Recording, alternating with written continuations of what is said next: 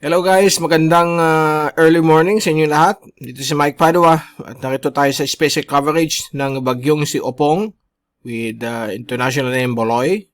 Ito po ang special coverage na yung Biyernes ng umaga, September 26, 2025. Tagalog version po ito, pinaglilingkod sa inyo ng Typhoon 2000 at ng Naga College Foundation. At pasalamatan natin ang ating partners, Aboitiz Power, Bank of the Philippine Islands Sustainability. Yung interested, click lang po yung link dito. At kung nasa Facebook kayo, click na yung description sa baba nitong video para pumunta kayo sa BPI. At ang lokal na gobyerno ng Naga City, headed by our Honorable Mayor Lenny Robredo at ang ating Honorable Vice Mayor Gabby Bordado. Umpisa na natin ang pinaka-latest update for the past 24 hours. Medyo nagbago konti ang tracking ng bagyo, bumaba po siya. At yung kanyang area of landfall ay dito na po sa may area po ng northeastern Samar. Okay, sa may boundary ng eastern at northern Samar between Dolores and Gamay. Okay, dyan po siya naglandfall at na triangulate po natin, extrapolate po natin using itong mga Davis weather station based on the wind direction at yung lower atmospheric pressure. At natagpuan natin kung saan siya possibly kung saan siya dumaan.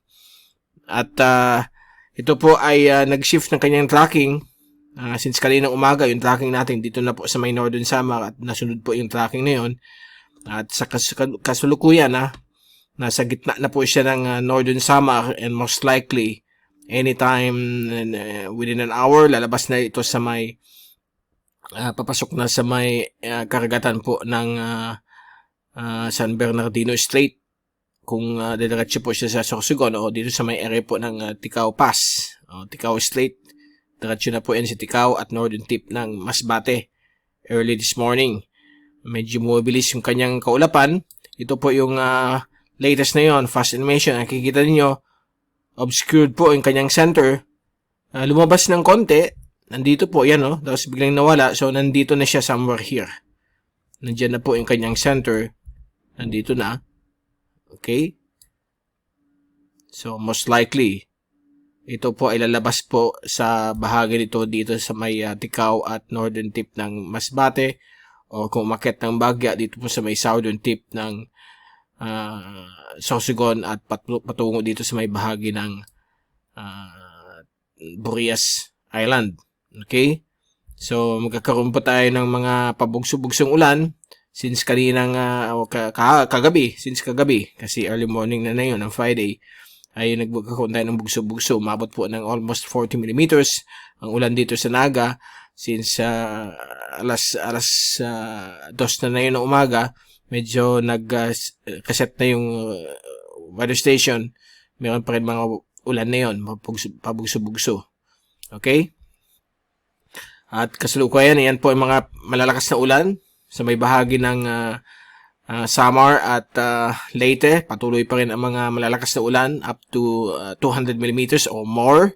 Depende sa buhos ng mga cloud burst within this thunderstorms.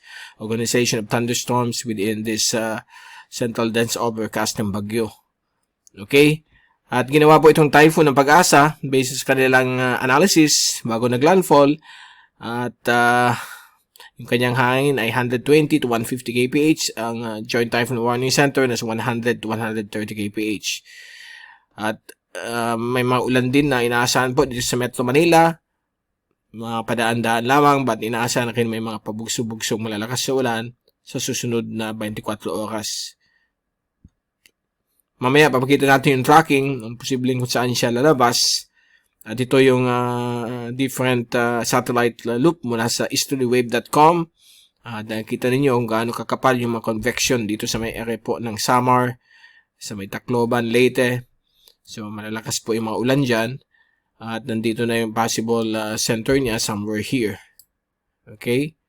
Medyo, po siya, dislocated ang kanyang kaulapan, displaced na tinatawag. At nandito mostly yung grabing ulan sa may baba niya. Dito hindi masyado, but meron pa rin mga pabugso-bugso na nafe-feel natin. Dito sa Naga may mga nagbo-blossom out na mga thunderstorms. Okay? Nagbibigay ng mga pabigla-biglang malalakas na ulan. May mga thunder and lightning. Thunder, okay, lightning. And then biglaan malalakas na ulan. So ito yung latest naman mula sa cyclonicwx.com.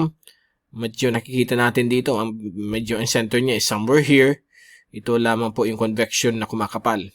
Nadi-displace po ng tinatawag nating wind shear. May malakas kasi ditong northeasterly at easterly wind shear na lahat ng ulap niya ay napupunta dito sa may baba ng Eastern Visayas. Kasamang ang Northern Cebu at itong area po ng Masbate. Okay, so mamaya baka nandito na yung storm. Medyo mabilis yung kanyang takbo. Inaasahan pong bibilis ng 31 to 33 kph based sa wind based sa movement itong bagyong ito. Okay, so ito naman yung 24-hour fast animation mula sa windy at nakikita ninyo medyo gumaganon-ganon yung kanyang ulap. So nahihirapan siya mag-organize. Minsan bilog, minsan dislocate, disarray, biglang kakapal, liliit. So ito yung dumadaan na yun sa Bicol, kaya huwag kayong magtaka kung bakit kanina pang late afternoon may mga pabugso-bugsong ulan dahil po sa mga stray clouds ng thunderstorm sa pinakadulo ng kanyang sirkulasyon kasi yung main circulation niya ay nandito sa may area po ng Eastern Visayas as of the moment.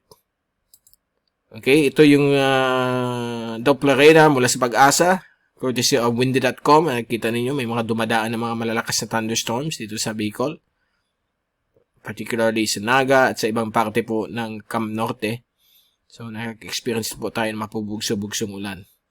At buti naman humihinto dahil kung continuous ito, naku, magbabaha na naman po mga low-lying areas. Yung mga naninirahan po sa mga flood-prone areas, mag-prepare po sa any eventualities na ibibigay itong ulan ng bagyo, but hopefully masunod yung forecast na after 12 noon mamaya wala na itong mga ulan-ulan na ito.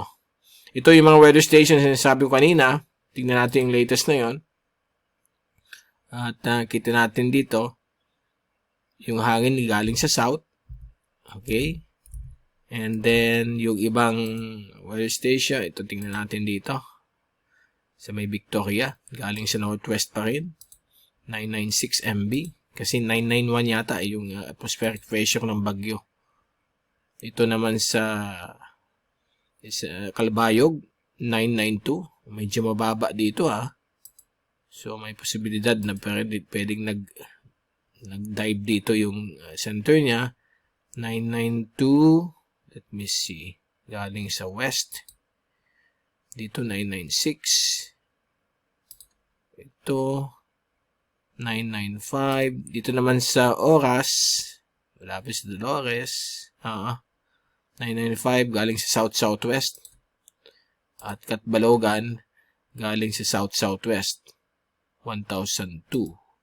So most likely nandito yung center niya kasi kung ang hangin galing dito sa south, kanina kasi southeast siya, so galing southeast pa ganyan siya, yung hangin. And then dito galing sa northwest, dito galing sa west, at ito galing sa southwest din yata ito ganito rin, galing south-southwest. So most likely nandito ang center niya, somewhere there, or dito sa may baba na ito. So it's somewhere there ang center ng storm. At punta natin yung weather station natin. Yan, si Naga. Meron tayong 4 na weather station. I mean 5 pa lang weather stations. So punta natin yung weather station. Ito yon sa may San Felipe. Mataas mo, 1002.4. At ito po yung latest na yon. Ang ulan natin since kahapon nasa 53 na po.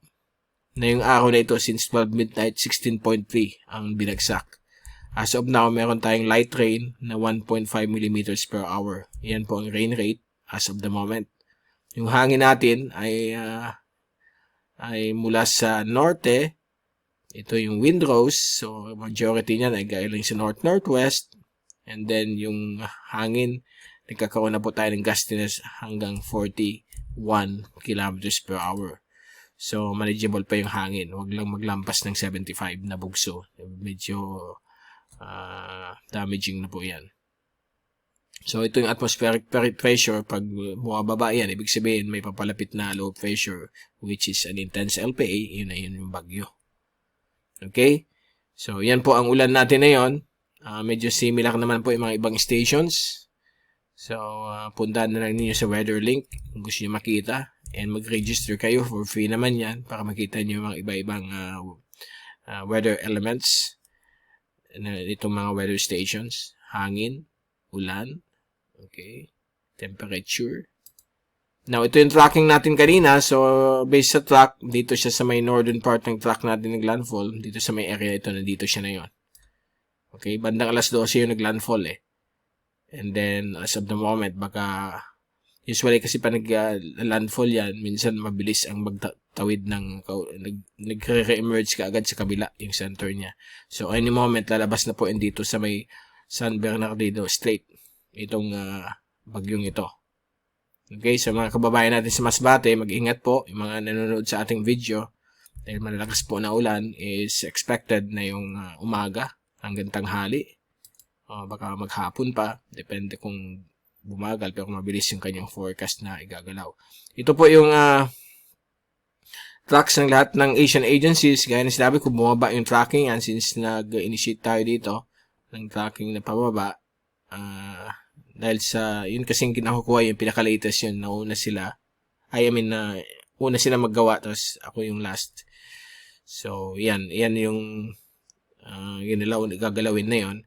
Pinaka-northern part na track ang JTWC, lahat nandito sa may area po ng Tikaw, ang daan, and south of Burias.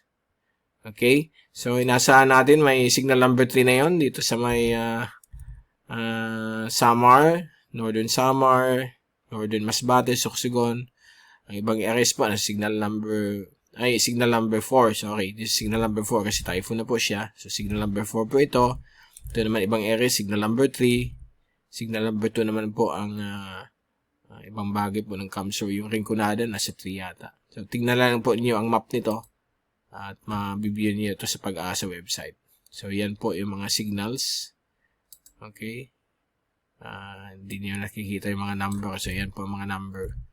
Pag purple, yan na po ang signal number 5. Pang super typhoon po yan, pag signal number 5.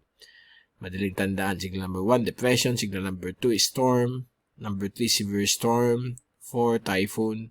5, super typhoon. Ito po yung 3-hourly rain. So, as of the moment, alas 2 na, nagkakaroon tayo ng mga ulan. So, tumatama naman ng forecast, pero mas grabing ulan dito sa may Southern Bicol, Masbate, Eastern Visayas, Northern Cebu, affected din. And pag ginalaw natin ito for the next 12 hours, meron pa po ang mga malalakas na on and off na ulan dito sa atin hanggang most likely tanghali. After 12 noon, mag-i-improve na po ang panahon natin and mabilis. Nandito naman po sa may Mindoro, Romblon, ang grabing ulan. Itong puti na ito po yung ulan na 124 millimeters in a span of 3 hours. So, parang yung sa Naga, 125 na bumaha. So, yan yung mga pwedeng bumaha, yung mga ganyan na ulan. Pasalamat na tayo, walang dito sa Bicol. I-pray natin mga kababayan natin dito sa Mindoro, sa lahat na dinaanan itong grabing ulan ng bagyo. Mag-ingat po tayong lahat. Sana nasa mabuting kalagayan po kayo. Mag-pray tayo na maging okay po kayong lahat yan. Okay? And then sa ating thunderstorm, which is also a part of the storm, o part ng tropical storm. So, ayan po. Mamayang early morning, meron pa pong mga ulan later. Hanggang after lunch, medyo mag-improve na po ang weather. Nandito na po siya sa may Mindoro. Mga thunderstorms po yan, nagbibigay ng mga cloudburst. Yung 12-hour rainfall accumulation na yung alas 3 ng hapon hanggang, alas 3 ng umaga hanggang alas 3 ng hapon, dito po siya dadaan. So, ito yung pinakagrabing ulan, more than 100. So, 100 to 200 millimeters po yan sa may Western Samar, Tikaw, Masbate, Romblon, at Western Panay kasama ang Boracay. So, ayan, yung iba, red na ulan, 50 to 100 millimeters. Ang Naga, parang nasa labas, pero pwede natin sabihin 50 to 100 din. Kasi minsan, conservative itong mga values ng ECMWF. In reality, mas mataas. Okay? Kaya nito, 24 millimeters. So, mas mataas na yun. Nasa 14 na kasi. 12 hours. So, hopefully, sana bumilis pa. Mawala ka agad ng mga epekto ng bagyo.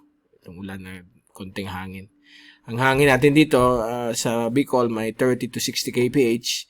But later on, baka magdagdag pa yan. Especially dito sa may southern part. Dahil po, nandiyan yung pinaka malakas na hangin ng bagyo. Nasa ano lang siya. Within 150 kilometers ang radius ng damaging winds niya. So, ito lang area na dadaanan niya ang medyo malakas ang hangin. Okay? So, yan po ang wave heights naman. So, natili pong malalaki ang alon na yun dito. Up to 5 meters for 4 and 3 meters here. Dangerous po yan sa mga isda. Kaya din po dito sa may Regay Gulf, sa may Burias, Masbate. Malalaki po ang alon. Pag i-move natin ito hanggang whole day of Friday, lilipat yan sa may Mindoro. And then, sa Sabado, dito na po sa may West Philippine Sea. Okay? So, yan po ang pinaka-latest natin. So, please take all necessary precautions. At hindi na tayo magtatagal. Babalik ulit tayo later in the day. Baka mamayang gabi o late in the afternoon. Bigay tayo ng latest update kung nasaan na itong fast-moving storm na inaasahan po dadaan po ng Masbate, Romblon at Mindoro, yung pinaka-grabing ulan niya. So, mag-ingat po kayo sa mga landslides, flood-prone areas na laging binabaha kapag ganitong may mga bagyo, may mga low pressure systems. Let's all pray na okay kayo lahat dyan. Okay, ito ulit si Mike Padua. Salamat sa pagpanood at mag-ingat kayo lahat. Kita-kits ulit tayo later today or tomorrow. Maraming salamat sa panonood. God bless po sa inyo lahat.